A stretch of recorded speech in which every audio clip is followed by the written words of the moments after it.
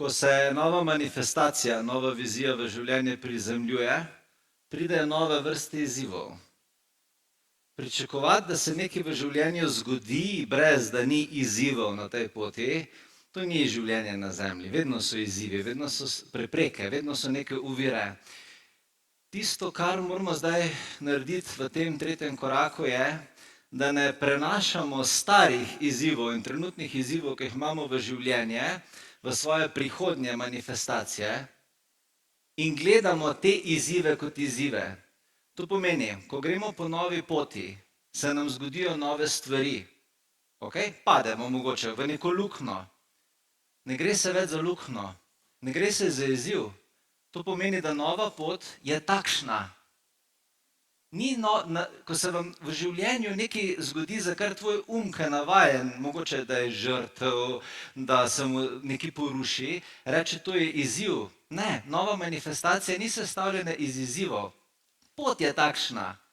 Včasih, primer, ti se danes odločiš, da greš na hrib. Na ta hrib bom zdaj šel gor. In prideš do prvih 100 metrov višinske razlike in ugotoviš, da imaš izziv. Da te nekaj boli in rečeš, to je pa zdaj prepreka, težava, jaz pa ne morem več na ta hrib. Ne, ni izziv, hrib je takšen. Tle ljudje ful zafrknejo v življenju, ko si postavijo nov cilj, takoj z starim razmišljanjem pogledajo, kje so izzivi. Ni izzivov. Pot je takšna, ko človek sprejme v glavi, da je pot takšna, in neha gledati svojo pot kot nekaj, kar je polno preprek in nečesa, ampak pač sam pot je takšna, če greš na hrib, moraš toliko in toliko korakov narediti, toliko in toliko kisika inhalirati, toliko in toliko sendvičev pojesti, toliko in toliko vode popiti, zato da prideš gor. To se pravi, ni kriv hrib, ni kriva težka sapa. Cilj je tak.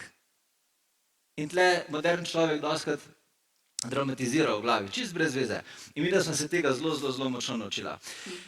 Vsaka manifestacija, če si jo začutila v duši, je tvoja. Naj te ne prestraši izziv, ki je včasih samo elegantno zapakirana pot. Ne dramatizirati, ko prideš na izziv, loti se ga, handli ga energijsko, bodi prisebna, pa se bojo prave stvari zate vedno odvile tako, kot je treba, če delaš.